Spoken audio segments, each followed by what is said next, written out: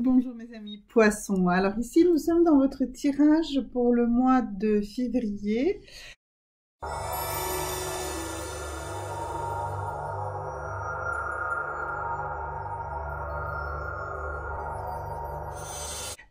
Qui est un mois important pour vous parce que pour certains ça va être le mois d'anniversaire.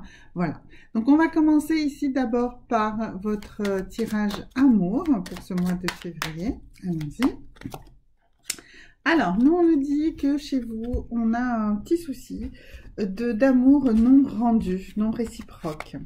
Alors, est-ce que c'est vous qui êtes courtisé par une personne que vous ne souhaitez pas, ou est-ce que vous courtisez une personne qui ne souhaite pas avoir une relation sentimentale avec vous? Posez-vous les bonnes questions, c'est une alerte très très forte ici, donc vraiment soyez vigilants. Ce mois de février peut apporter donc ce type de relation. Alors, pourquoi est-ce que vous vous retrouvez peut-être assez souvent dans ce type de relation? On va essayer de le comprendre. Alors, on va creuser un petit peu plus pour ceux qui se sont reconnus dans cette situation. Je rappelle que ce sont toujours des tirages généraux et que ils s'adressent forcément peut-être qu'à une partie de vous-même ou une seule partie de vous-même. Voilà.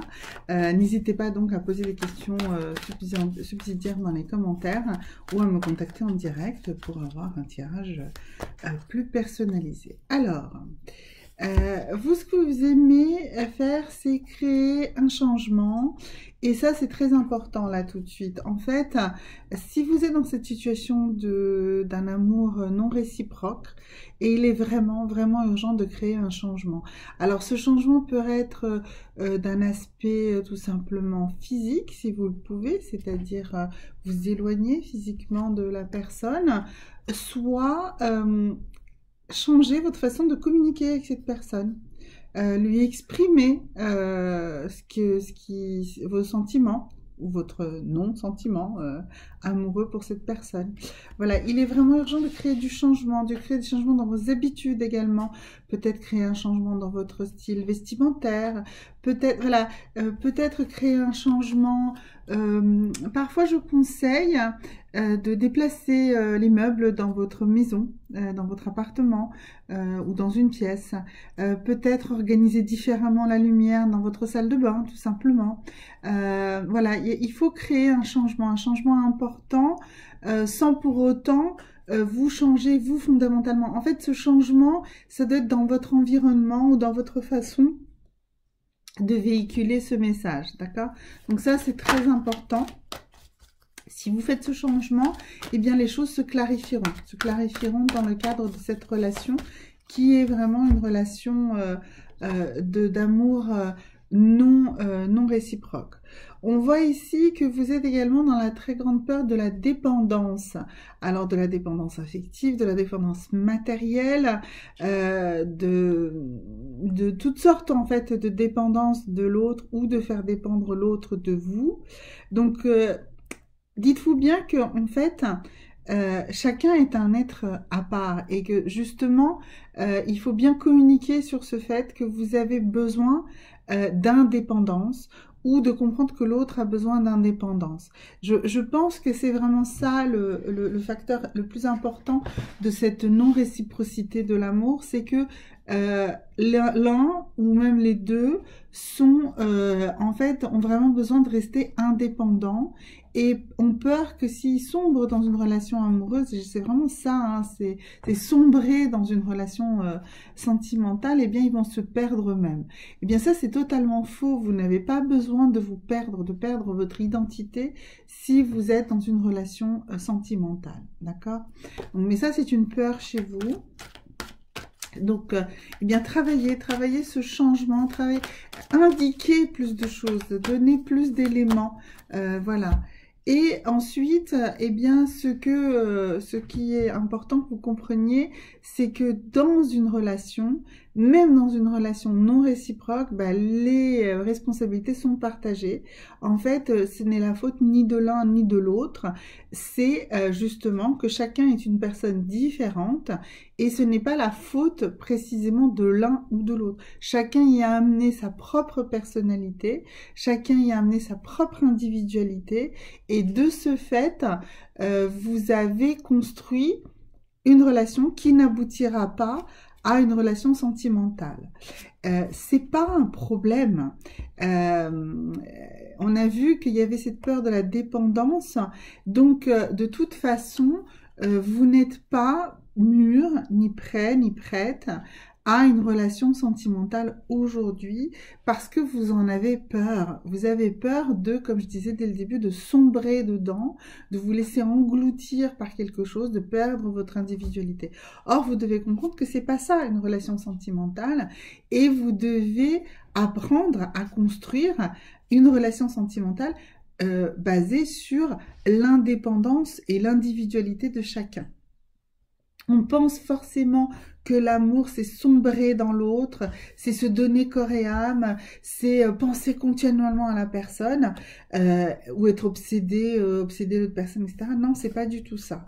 C'est pas du tout ça. C'est une vie en commun qui peut être de manière très variée, plus ou moins en commun, passer plus ou moins de temps, mais ça n'empêche, c'est pas ça. L'aune qui mesure l'amour. C'est pas le temps qu'on passe ensemble, ni même la proximité forcément géographique qu'on a avec l'autre qui détermine l'amour. Ce sont des choses beaucoup plus vastes, beaucoup plus profondes et en même temps des éléments qui nous permettent de garder notre individualité. Donc, ne pas confondre le besoin, par exemple, d'un contact physique avec une nécessité d'une relation amoureuse. Je sais que ça peut paraître choquant, mais oui, nous sommes des bêtes, des animaux sociaux, on a besoin des autres, on a besoin d'un contact physique, eh bien, il ne faut pas, sous prétexte qu'on a besoin d'un contact physique, absolument tomber amoureux. D'accord? Voilà. Il faut comprendre que ce sont des besoins différents et que ces besoins peuvent être satisfaits sans forcément être dans une relation de dépendance, dans une relation fusionnelle, dans une relation où l'autre forcément doit nous rendre tout ça. On peut très bien, c'est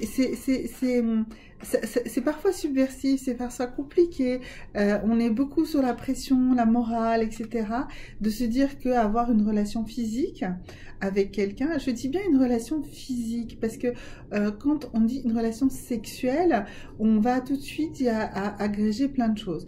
D'abord, la sexualité est très variée, et la relation physique peut être tout simplement d'aller se faire masser, d'aller faire des hugs à des gens. Alors, je sais qu'on est dans une période un peu compliquée, mais malgré tout, je connais moi beaucoup de thérapeutes qui continuent à masser, qui continuent à faire leur travail de contact avec votre corps.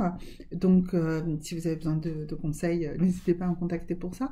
Mais ce que je veux dire surtout, c'est que ne confondez pas ces besoins, d'accord, avec l'amour. Et c'est pas parce que souvent dans l'amour ces besoins sont remplis que forcément c'est indissociable. Ok? Je vous rappelle que la carte que vous avez eue, c'était vraiment cet amour non réciproque. Et peut-être que vous êtes dans une relation où il y a beaucoup de contacts physiques, mais il n'y a pas forcément de l'amour. Et bien, c'est pas très grave dans la mesure où vous en êtes conscient et que vous en retirez ce que vous souhaitez. Mais si c'est pas ça que vous souhaitez, ben à ce moment-là, il faut aller chercher ce besoin physique peut-être ailleurs pour pouvoir justement le dissocier d'une dépendance amoureuse et surtout d'une souffrance que vous ressentez certainement si vous êtes dans une relation d'un amour non réciproque. Alors maintenant, allons vers le chakra. Quel est le chakra que vous avez besoin de rééquilibrer pour justement être capable de faire ces changements dont je vous parle? Alors, ici, nous sommes dans le chakra du troisième œil. Oui, c'est dans le chakra du troisième œil. Et je vous parle ici d'expansion. Ouvrez justement cette partie de vous. Alors, je regarde en même temps ce qui vraiment pourrait vous aider pour comprendre cette histoire d'expansion de conscience, d'expansion, d'ouverture du troisième œil. Tenez, on va coupler ça avec une prière aux anges. Alors, on va regarder quel ange ou quelle prière vous devez enclencher pour justement ouvrir ce troisième œil. Alors, on nous dit ici que vous devez en fait vous reconnecter avec le miracle de la nature. Alors, voyez, expansion, miracle de la nature. On arrive ici, alors c'est un tirage pour février, mais vous, votre anniversaire, c'est probablement beaucoup en mars. Donc, mars, c'est l'arrivée du printemps, justement de cette expansion de la nature. Donc, commencez vraiment à remercier les anges pour le miracle de la nature et ouvrez-vous plus à la nature. De quelle façon vous allez le faire, ça vous appartient. Je ne sais pas où vous habitez, je ne sais pas dans quel hémisphère vous êtes peut-être, je ne sais pas exactement qu'est-ce qui arrive autour de vous. Si vous êtes entouré d'une possibilité d'aller dans des parcs, si vous avez la chance comme moi d'habiter dans un lieu qui est déjà énormément dans la nature, voilà, mais reconnectez-vous à cette nature, reconnectez-vous aux arbres, reconnectez-vous à un petit carré de terre quelconque, voilà, et travaillez vos ancrages. Travaillez énormément vos ancrages. Alors, ça peut paraître bizarre alors que je vous demande d'ouvrir votre troisième œil, mais vous ne serez pas capable d'ouvrir votre troisième œil si vous n'êtes pas parfaitement ancré. Et c'est de toute évidence le message que les anges ici nous envoient, c'est que vous avez besoin de vous ancrer. Alors, vous allez vous ancrer, vous, avec quel type de pierre? Eh bien, tout simplement avec un jade noir. C'est de la jadéite noire. Alors, c'est un minéral qui est assez rare et qui est réputé pour être une pierre magique par les civilisations anciennes. Donc, c'est une pierre qui stimule le yin des reins, c'est-à-dire l'énergie profonde qui circule depuis sous nos pieds jusqu'à nos cheveux. Elle accroît le calme, la souplesse, l'écoute. Elle développe l'intelligence, la perception et la capacité d'expression. Donc vous voyez, alors bon, c'est une pierre rare, donc c'est possible que vous ne puissiez pas trouver ce jade noir. À ce moment-là, ce que vous allez faire, c'est que vous allez trouver du jade vert classique et vous allez l'associer avec une pierre noire. Alors vous pouvez faire ça avec un onyx noir, un jade vert et un onyx noir. Assemblés, vous pouvez porter peut-être deux petits pendentifs l'un à côté de l'autre ou essayer de trouver une façon de les lier ensemble. Et donc vous allez porter ça autour du cou et vous allez idéalement également méditer avec ces pierres chacune d'un côté. Donc soit vous arrivez à avoir du jade noir qui peut être un peu rare, mais sinon du jade vert et de l'onyx. Alors, pour le jade classique, qui est le jade de Chine, c'est celui-là que je vous conseille, mais ça peut être aussi du jade néphrite du Canada. Celui-là commence déjà à être un petit peu noir, donc c'est plutôt celui-là qu'on va aller. On va aller sur du jade néphrite du Canada. Donc, alors là, c'est pareil, c'est une pierre des reins. Voilà, mais elle est plutôt yang. Elle va elle va soutenir l'énergie jaillissante de vos jambes dans votre dos. Elle va vous apporter du courage et de l'action. Elle va créer une sensation de force intérieure, de valeur de soi, et elle va vous bousculer. Elle va créer des accès de colère. Donc c'est pour ça qu'il faut absolument vous ancrer avec une pierre verte. Donc je vais parler d'onyx. Alors, je vais vous parler un petit peu de l'onyx du coup, dès que j'aurai retrouvé dans mon cahier où est l'onyx. Alors, l'onyx noir, voilà, j'étais dessus. Alors, c'est une variété de chalcédoine et donc c'est une pierre d'enracinement à la terre.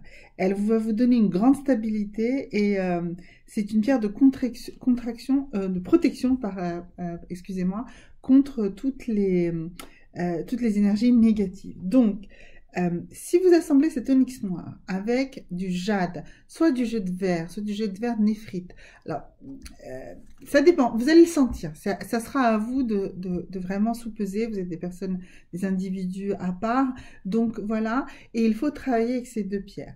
Moi je vous conseille de les porter plutôt la journée, d'accord, et de les purifier la nuit. Et par contre, si vous voulez renforcer cette notion d'ancrage, eh bien vous allez pouvoir travailler avec le fait de mettre une tourmaline noire sous les pieds de votre lit, au niveau de vos pieds, et ça va vous ancrer de manière constante, ça va vous faire un bien fou. Et paradoxalement, contrairement à ce qu'on pourrait croire, eh bien c'est ça qui va vous permettre d'ouvrir votre chakra du troisième œil. Vous revenez vers moi si ça vous parle, si vous souhaitez plus de renseignements. Revenez vers moi, posez-moi des questions et on trouvera peut-être les pierres ensuite qui correspondent à vous exactement pour ouvrir votre chakra du troisième œil. Alors, ensuite, je voulais travailler également avec vous sur autre chose que la relation sentimentale, donc également tout ce qui est le monde matériel autour de vous. Alors, de ce point de vue matériel, je voudrais d'abord voir avec vous quelle est votre charge mentale. Alors, allons voir. Quelle est, mes amis, poissons comment on va voir ici qu'est-ce qui vous inquiète. Alors, on est ici sur du listage. Alors, le listage, c'est une carte qui sort de temps en temps, c'est un tarot canadien. Ça veut dire une to-do list, hein. Ça veut dire la liste de tout ce que vous avez à faire. Donc, vous êtes assez encombré, assez envahi de choses à faire, mes amis poissons. Comme je disais, en plus, vous êtes bientôt dans votre mois d'anniversaire, si vous n'y êtes pas déjà. Donc, vous avez l'impression d'avoir plein de choses à faire, plein de priorités. En plus, vous voulez absolument trouver des gens qui ont des valeurs communes. Vous voulez partager des valeurs communes avec votre entourage. Vous voulez vous fondre un petit peu dans la masse et voudriez être entouré que des gens qui vous plaisent. Et ça va pas, ça vous épuise. Ça vous épuise énormément et donc vous êtes dans une grande phase d'épuisement. Donc arrêtez tout ça, arrêtez de vous encombrer, de vous charger de choses et d'autres, arrêtez de penser aux autres, arrêtez d'essayer de faire le bien autour de vous, occupez-vous de vous, mes amis poissons, et surtout en cette période d'anniversaire, jetez-moi cette to-do list aux orties et occupez de vous, vivez les instants de préoccupation de vous par vous-même. D'accord? Alors, donc vous allez faire ça en commençant par vous dire « Je m'aime »,« Je t'aime », je dis « Je t'aime », aimez-vous, soyez vraiment dans l'intérêt de vous-même. Sortez aussi pour explorer, donnez-vous l'occasion d'aller vers de nouvelles choses, d'accord? Voilà. Donc, soyez moins obsédés, on a vu, par des valeurs communes ou par des choses que vous connaissez. Justement, allez découvrir des nouveautés, allez à la rencontre de nouvelles personnes, voilà. Et on a vu ici, je ranime la braise, vous ranimez la braise qui est en vous. Retrouvez vos rêves d'enfant, retrouvez vos passions et penchez-vous sur ça. Mais occupez-vous de vous et uniquement de vous, les amis poissons, hein, en ce mois de février, vraiment très important. Alors, j'ai envie ici pour vous également de vous donner une carte sur laquelle vous allez méditer, vous allez réfléchir, c'est vous qui allez regarder les détails et chercher en fond de vous, parce que effectivement tous ces tirages ici comme ça sont très très généraux et donc bon, bien sûr tout le monde peut y trouver quelque chose ou ça peut tomber sur un moment de votre vie, mais ce qui est important c'est vraiment d'aller au fond de vous là. Et puis on est en plus, hein, je vous dis bientôt dans votre période d'anniversaire, je referai un tirage Mars bien sûr aussi pour vous mes amis poissons à fond, mais là sur février, voilà. Donc cette carte-ci, ici, donc je la mets même à la place de mon visage, voilà.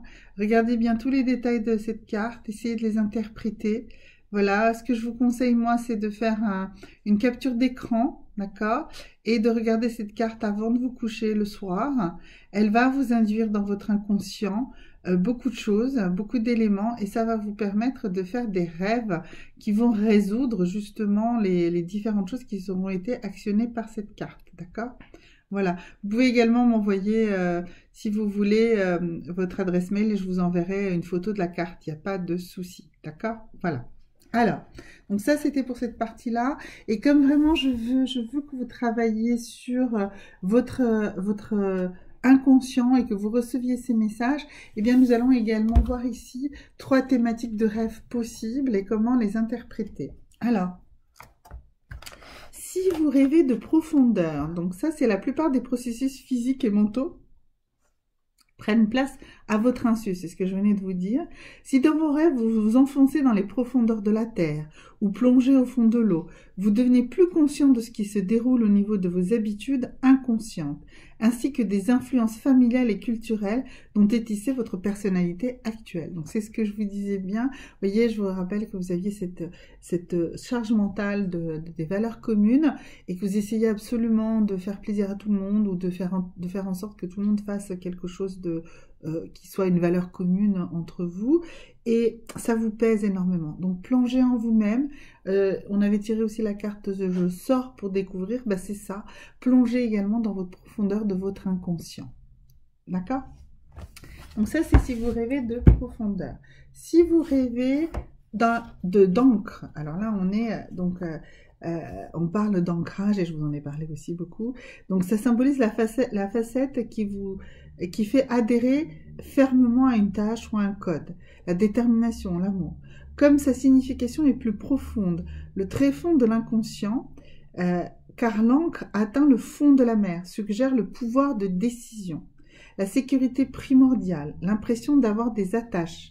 Si l'encre casse, elle met en évidence des influences affaiblissant votre confiance ou vos difficultés à affronter les influences extérieures. Donc vous voyez, on reste dans une thématique de vraiment aller au fond des choses et de se comprendre.